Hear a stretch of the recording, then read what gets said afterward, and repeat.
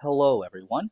Mr. Sutherland here with our topic 6.3, part B of section 6.3, which is on the unit circle.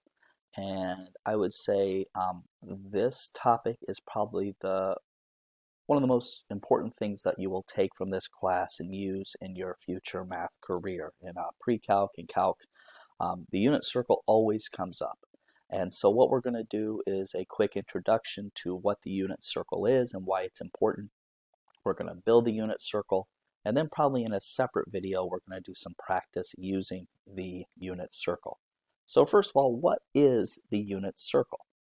Well, the unit circle is a circle on the XY axis that we use in order to find a variety of trig values. Here's our x-axis, here's our y-axis. Now what makes the unit circle unique is that the idea of a unit circle is that the radius is just one unit.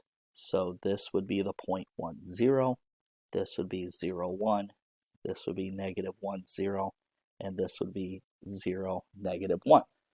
And so let's say I draw an angle in the first quadrant in standard position. So I have my initial side along the x-axis, my terminal side is going to here, and we have a point there, xy. And what we want to determine is what is important about xy. What does it tell us about our angle theta here that we just created? Well, in order to see what's important about it, let's go to the only thing we really know still how to deal with trig is to build right triangles. So if I were to build a right triangle from that point, for this right triangle, I have that the distance here along the horizontal, that would be the x coordinate, right? If I were over 2, the x coordinate would be 2. The vertical distance here is the y coordinate, and we know that this is a unit circle, which means that the hypotenuse is 1. Well, now if we go back to what we learned in the previous section, we learned that for any angle, cosine of theta is equal to x over r. But in the unit circle, the r value is 1. So what that tells us is cosine of theta is whatever the x-coordinate is in that point. Well, using that same logic, sine of theta was y over r. Well, the r value is still 1, so now the y-coordinate of this point represents sine of that angle. So for any point on the unit circle, the x-coordinate of that point is cosine of theta. The y-coordinate of that point is sine of theta. So let's look at a quick example. So let's say theta is pi over 2. Find all trig ratios. Okay, well, pi over 2, if you remember right, is 90 degrees, which is this angle right here. So we're looking at vertical there. And so if I want to evaluate cosine of pi over 2, I simply look at the point, and the x-coordinate of that point is cosine. So cosine of pi over 2 is 0. Sine of pi over 2 is the y-coordinate of that point, which is 1.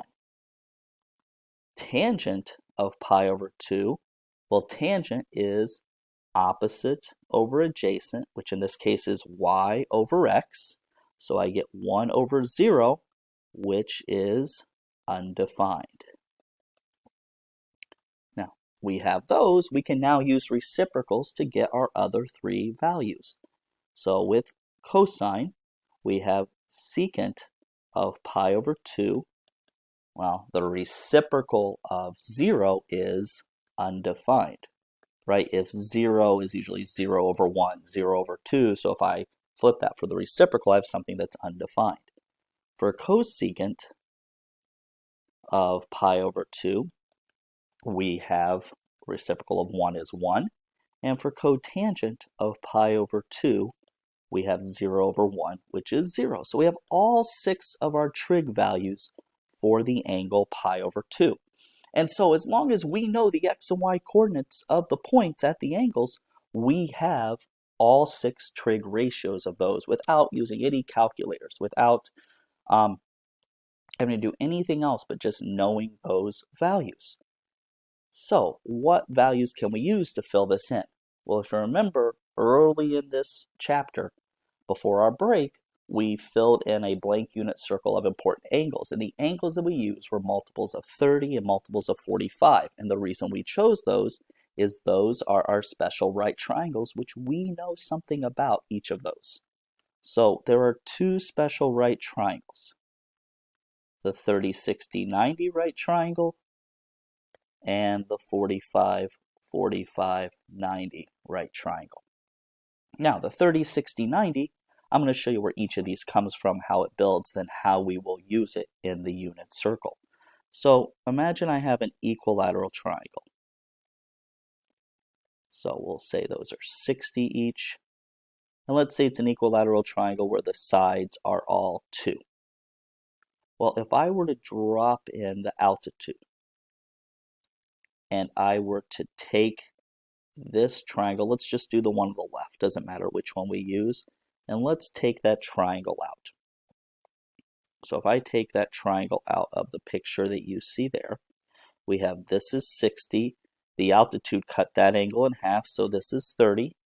We have the hypotenuse is 2, the short leg, well the whole distance here was 2, so this is 1, and if I use Pythagorean theorem, we will find that that is square root of 3. And so you did problems in geometry where you were given 30, 60, 90 right triangles, and if I give you one segment, you should be able to, for one side of the triangle, you can find the other 2. Like if this were 8, we know this is half of that, so this would be 4, and this is root 3 times that, so this is 4 root 3. But for our unit circle, what is important is that the hypotenuse of our triangle is 1. So I'm going to draw a 30, 60, 90 right triangle. And we're going to say, well, if the hypotenuse is 1, that means the short leg is half of that. So half of 1 is 1/2. And the long leg is root 3 times whatever the short leg is. So root 3 times 1/2 is root 3 over 2. So notice the short leg is always 1/2 in the 30, 60, 90 when the hypotenuse is 1. And the long leg is root 3 over 2.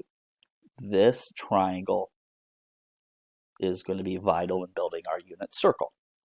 Now the other triangle that is of great importance when we build it is the 45, 45, 90, or the isosceles right triangles, because the 2 base angles are congruent. So let's start with a square. Let's say our square is 1 on all sides. Let's put it at 90 degrees so we can verify it truly is a square. And let's take this diagonal here. And now if I were to take this triangle, let's take this one on the left again and bring that out, we have an isosceles right triangle. So the base and the height are the same. These are 45, these are 45, and again Pythagorean theorem means that square root of 2. Always in that same ratio. So again, for the unit circle, we want the triangle to have a hypotenuse of 1. So now to get the legs to be in the same ratio, I have to divide them both by root 2. Well, 1 divided by root 2, I've got to multiply by root 2 over root 2 to rationalize, and we get root 2 over 2 and root 2 over 2. So that gives us this triangle. Now we're going to use those 2 triangles to build the unit circle. And what the unit circle is then going to do is we're going to have 16 values between 0 and 360 degrees, or 0 and 2 pi, that we know all 6 trig ratios for those angles. And then we can extend them to greater than 360 or less than 0. So here is what the unit circle, the beginning of it, looks like. So you guys probably remember this from earlier in chapter 6. We drew these. Let me see if I can even find the notes up here.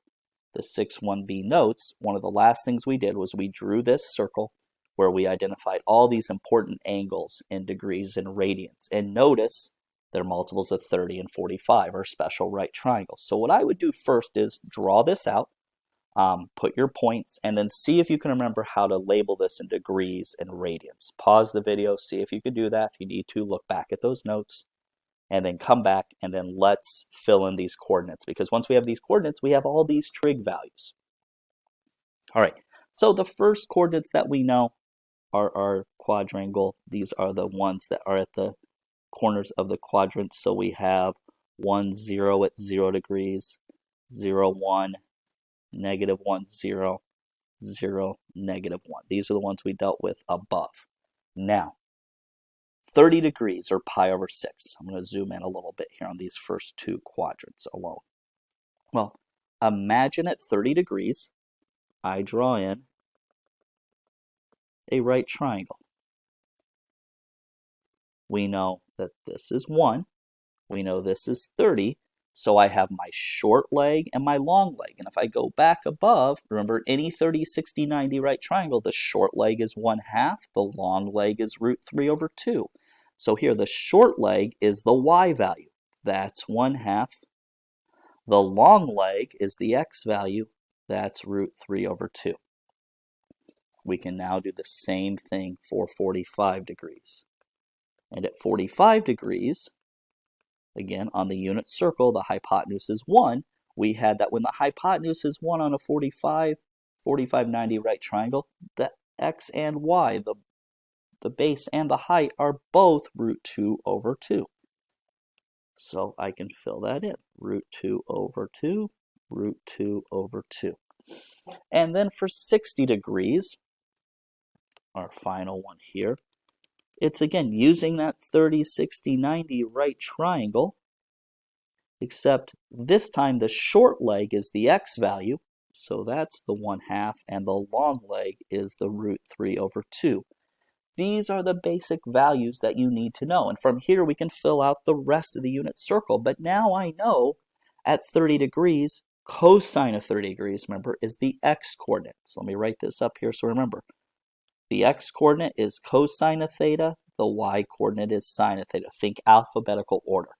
So cosine is √3/2, sine is 1/2. At 45, both cosine and sine of √2/2, 45 are √2/2. And at 60 degrees, or pi over 3, cosine of pi over 3 is 1/2. Sine of pi over 3 is √3/2. Now, to fill in the rest of the unit circle, you don't have to know any new values. It's just reflections. Right? If I look at 120 degrees, it's the reflecting this coordinate 60 degrees over the x-axis, which means the x-coordinate, let me get it so the colors match up. The x-coordinate is negative this time. The y-coordinate is still positive. For 135, the x-coordinate is negative. The y-coordinate is positive. And for 150, the x-coordinate is negative, the y-coordinate is positive. Now down to quadrant 3. I'll start with the purple. Now I'm reflecting the 150 to get to the 210. Both this time are negative. For 5 pi over 4, both are negative from 3 pi over 4. And at 240, I'm using the point at 120, and both are negative. And then finally, quadrant 4, 270 is the reflection of 300 is the reflection of 240. This time the x-coordinate is positive, the y-coordinate is negative. At 315, x-coordinate positive, y-coordinate negative. And then at 330, x-coordinate positive, y-coordinate negative. And so there you have the completed unit circle. And what I will do is, next video, we'll have some practice problems using this, and we'll see a couple different ways you can approach these problems. Take care.